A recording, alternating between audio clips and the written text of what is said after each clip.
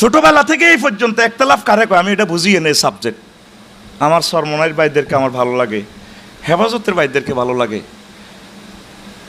সব ভাইদেরকে ভালো লাগে। শুধু শিরক বেদাত যেটি আছে না রাজমিস্ত্রি গ্রুপ, শুধু ওই শিরক বেদাত যারা মাজার বানায়া কোটি কোটি উম্মতকে জাহান্নামের দিকে নিয়ে যায়, শুধু তাদের সাথে আমাদের একমত নাই। আর পৃথিবীর সকল উলামায়ে কেরামের সাথে আমরা একমত। তারা নেককার, তারা জান্নাতের যাত্রী। কথা ঠিক কিনা? একতলাফ করবেন না, মিলেমিশে থাকেন। কেউ কইতেছেন আপনারা মাদানী জিন্দিগিতে আছেন, আমি হাসি। আমনে সুলাইমান আলাইহিস সালামের ফলা তো বেশি দামি ফলা ন, ফিলিস্তিনের এই ফলা গুণ 2 লাখ নবী রাসূলের ফলা। কয় লাখ?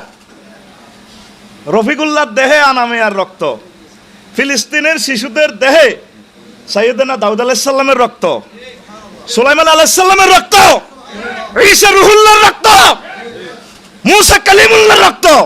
যে মুসার শানে আল্লাহ বলছে ওয়াস্তারাতু গালি নাফসি, মুসা তোমারে আমি আমার আই লাভ ইউর জন্য বানাইছি। সুবহানাল্লাহ বলেন। সেই ফিলিস্তিনকে 90 বছর মারতেছে। আপনারা মনে করেন 16 বছর পর চট করে দিয়ে বলছে কথাটা, সে এমনি বলেন আল্লাহর পক্ষ থেকে বলছে। বাচ্চা, সুন্দর ফুটফুটে বাচ্চা প্রসব হওয়ার পর সবাই খুশি, মিষ্টি বিতরণ করে। ফুল না পড়া পর্যন্ত কেউ অপেক্ষা করে না মিষ্টি খার।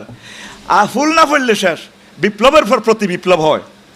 আভ্যন্তরীণ অনেকগুলো কথা আছে, বলার স্কোপ নাই, কারণ মিডিয়ার সামনে সবগুলো জ্ঞান দেওয়া যায় না। সবচেয়ে আল্লাহ রসুলের সহজ সাহাবী আবু হুরায়রা রাদিয়াল্লাহু তাআলা আনহু, তিনি বলেন আল্লাহ রসুল আমারে 2 বস্তা ইলম দিছে। কয় বস্তা? কয় 1 বস্তা আমি প্রচার করছি। একবারে হুজুরের ক্লাসে সবচেয়ে সোজা, সোজাতে সোজা, কেলা গাছে বুগুলিও সেইটাও জানে না। ওনারে 2 বস্তা ইলম দিছে।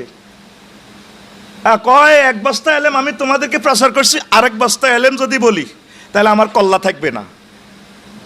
রাষ্ট্রযন্ত্রের কি ভয়াবহ অবস্থা!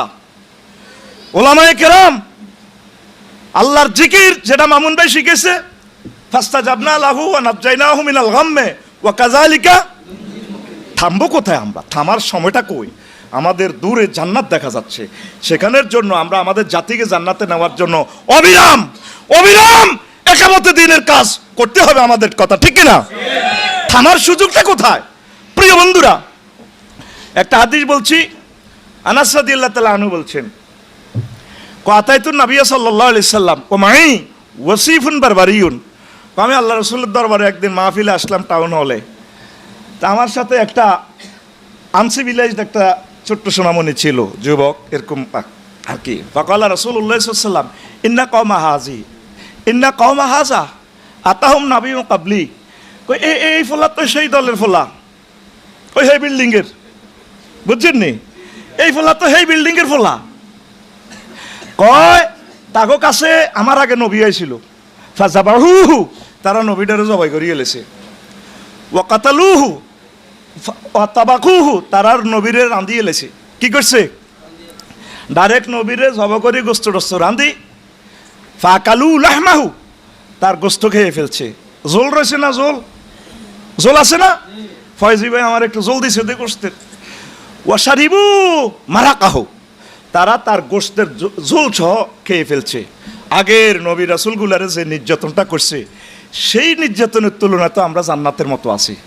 তাহলে আমরা যদি আমাদের উম্মতগুলোকে জান্নাতের দিকে না যাই, যদি তাদেরকে সঠিক তাওহীদ এবং রিসালাতের যদি আমরা জিনিসগুলো মেসেজগুলো না পৌঁছায়, মুনিবের দরবারে আমরা কে দিব? আমরা তো যেটা মামুন ভাই বলছে, আমরা তো মনে করি আমরা মুসলমানের ইমাম, তাওহীদের ইমাম। আসলে আমরা সকলের ইমাম। সেই টেকনিকটা সামনে রেখেই এই প্রত্যেক নবী রাসূল খাদ্য উৎপাদন করছে, আর আমরা তো জুমার পরে খাইতে আসি, খাদ্য উৎপাদনের ব্যবস্থা করি না। প্রায় অনেক হাদিসে আগে কিন্তু রিজিকের কথা আছে। কোরআনে কারিমের সূরা বাকারার দিকে তাকায় দেখেন, রব্বুল আলামিন এখানেও রিজিকের কথা আছে। তারপরে ওয়ানফিকু মিম্মা রাযাকনাহুম ইউনফিকুন, তারা ওই মুমিন হচ্ছে তারা যারা রিজিক ব্যয় করে। তো ব্যয় করতে হলে কি করতে হইব? আয় করতে হইব। এই আয়কে সামনে রেখে বাংলাদেশ ইসলামী ব্যাংক এই মেসেজটা দেওয়ার জন্য, ভুল ত্রুটি থাকবে, কাজ করতে গেলে ভুল হবে। এখানে মোরাবাহা, জেহালাতুল মবিতে, বায়ু সেকাক, অনেকগুলো প্রবলেম আছে।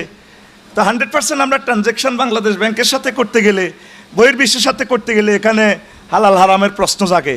তবুও তো চেষ্টা করতেছি, যেখানে নামাজের সময় নামাজ হয় আমরা চেষ্টা করতেছি। এর সুন্দর একটা জবাব দিয়ে আমরা এই প্রতিষ্ঠানকে, এটা আল্লাহর জন্য বলছি, এখানে আসছি তাদের জন্য নয়, আমরা আমাদের একটা ইকোনমিক্যালি একটা বড় প্রতিষ্ঠানের দরকার। রব্বানা আতিনা ওয়াফিল আখিরাতে, এ কথাটা কেন বলছি? এই যে 10,000 12,000 টাকার জন্য হুজুরের দিকে চাই যান, আমি আমার কলবের দিকে মোতাবাজ্জি আছি, আমার কলব হযরত মুরিদের পকেটের দিকে মোতাবাজ্জি আছে। দেখেন মুহাম্মদুর রাসূলুল্লাহ জিবরিল আমিনের ফোন করবার আগে হাজির, বস কি জন্য ডাক দিছেন? সেই মুহাম্মদ সাল্লাল্লাহু আলাইহি সাল্লাম, সহিহ আল বুখারীর হাদিস, কুনতু আরা গানাইমা মক্কা বিদিরহামাইন, আমি 2 টাকা দিই, আমি মুহাম্মদ আবু জাহলের গো ছাগল চড়াইছি। কি চড়াইছি? কথা কন, এটা तमाम পৃথিবীর জন্য একটা মেসেজ, উৎপাদন এবং উৎপাদন। কারণ এই দেশটা ধ্বংস করার জন্য সুপার নোট দিয়ে তো আমাদের 60,000 কোটি টাকা শেষ করেছে। একটা একামতের দিনকে যদি আপনি দ্বার প্রান্তে নিতে হয়, বিজয় এবং স্বাধীনতার ফসল যদি রন্ধে রন্ধে প্রতিটা ডোর টু ডোর পৌঁছাতে হয়, ইকোনমিক্যালি বিপ্লবেরও দরকার। কারণ রব্বানা আতিনা ফিদ দুনিয়ার সাথে ফিল আখিরা, এটা আত্ম মাতুব হেলাই। কথা বোঝেন? কথা কি কষ্ট হচ্ছে?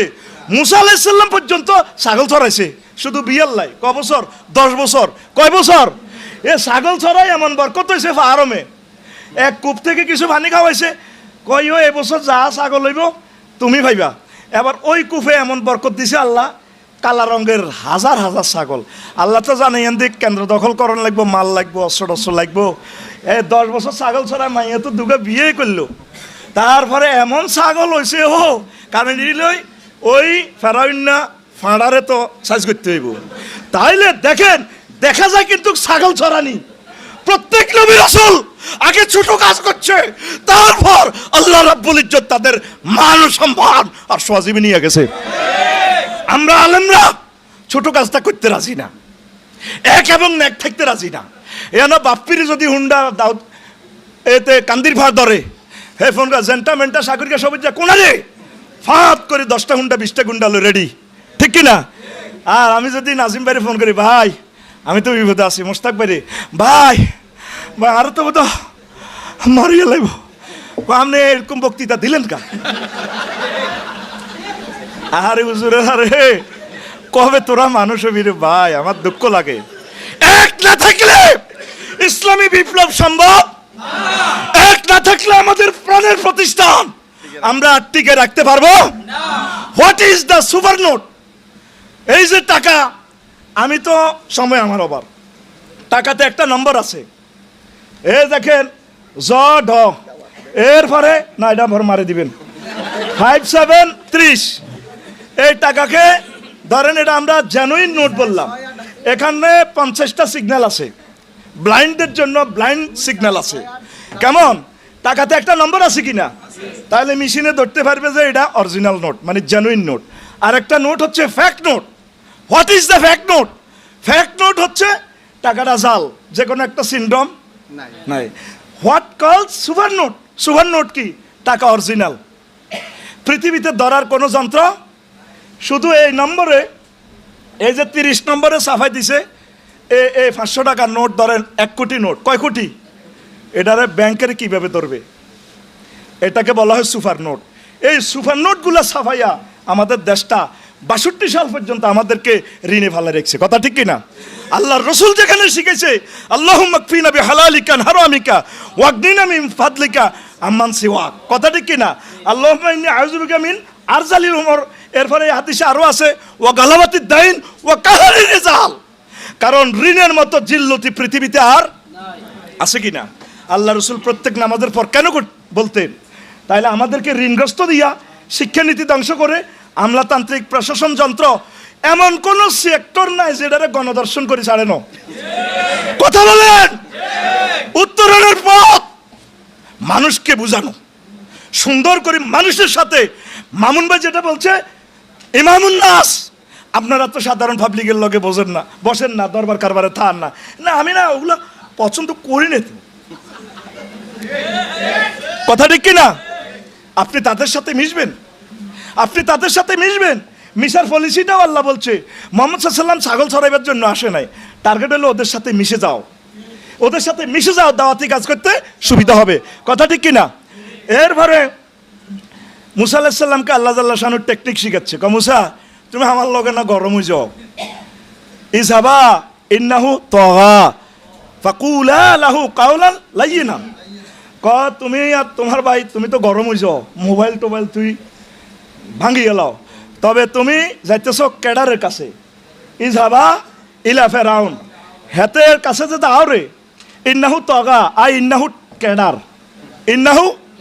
ইন্নাহু হেতে আর কি, কথা বুঝছনি? তাইলে ফাকুলা লাহু কাওলান লাইয়িনান, তোমরা দোনোজন তার কাছে খুব মজার মজার সুন্দর করে করে কথা কইবা। ফালা আল্লাহু ইয়াতাযাক্কারু আও ইয়াখশা, আশা করা যায় হাতে দাওয়াত কবুল করব, না করলেও তুমি বাঁচি যাবে কই। তো আল্লাহ আপনাদেরকে যে মিম্বর দিছে, এই মিম্বরে গণমানুষের সাথে মিশে তাদেরকে দাওয়াত দেন।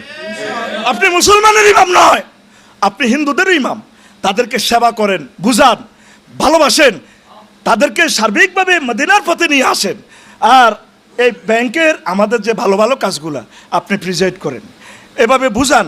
ইসলামী অর্থনীতি ছাড়া আমাদের মুক্তির কোনো আসেনি। কারণ যতই ওয়াজ করি ভাই, ও মাস শেষে বেতন গুণ না হাইলে, কথা ঠিক কিনা? ওই কলব আনা ইমামুল লিমান হাদারা ওয়ামাই ইয়াহদির কলব থাকবো কিন্তু সভাপতির পকেটের দিকে। এই জন্য প্রত্যেকে ছোটোখাটো ব্যবসা বাণিজ্য শুরু করেন, দুগা গরু ফালেন, তাহলে আপনার অর্থনীতি ডেভেলপ হবে। জনগণ কিন্তু কুফা বসরার মতো হয়ে গেছে। আপনার উমাইর ইবনে সাদ, এত বড় নেককার সাহাবীকে আল্লাহ রাসূল এই ওমর রাদিয়াল্লাহু তাআলা আনহু পাঠাইছেন কোথায়? হিমসের গভর্নর হিসাবে। কোথায়? হিমসের গভর্নর হিসাবে। ওরা ওনারে অনাস্থা দিয়ে লেছে, এই সুদখোর, এই খোর, এই খোর, বোঝেন না? অথচ দেখেন পৃথিবী বিখ্যাত লোক। এবার উনি কল করছে, তারে নিয়ে আসো। উনি আসছে, ফাও এতটুকু পর্যন্ত খালানো, কারণ ওমর রাদিয়াল্লাহু তাআলা আনহু মানুষ চেনে, উনি মানুষ চিনার সফটওয়্যার। সুবহানাল্লাহ কর, আল্লাহর এক বান্দাও মানুষ চেনে, এমন লোককে বেশি বানাইছে যার পিছে নামাজের ইমামতি, নামাজ পড়া যায়, ঠিক কিনা? আল্লাহর আরেক বান্দা যে বলছেন এমন বেশি হওয়া দরকার যার পেছনে ছাত্র জনতা নামাজ পড়বে। তার ভবিষ্যৎবাণী কবুল হয়েছে কিনা? এখন আসেন, উনি আসছে যে কোনো গোড়াও নাই, গাড়িও নাই, চুল এলে থেলো, লাঠির মধ্যে বদলারা যেভাবে ওই বিজরা এভাবে বদলারা রশি টসিলে ইয়ে না, উনি বস্তা টস্তা লই থালা বাড়ি লই এভাবে আসে। ওমর রাদিয়াল্লাহু তাআলা আনহু কয়, রাষ্ট্র কি এত দেউলি হয়ে গেছে? উঠ কই, ঘোড়া কই? ক সাহার নাই। ক তোমার বিরুদ্ধে 3টা অভিযোগ, তুমি জনগণের সাথে দেখা করো না কেন? ফিয়েসরাও ঘটনাটা কি?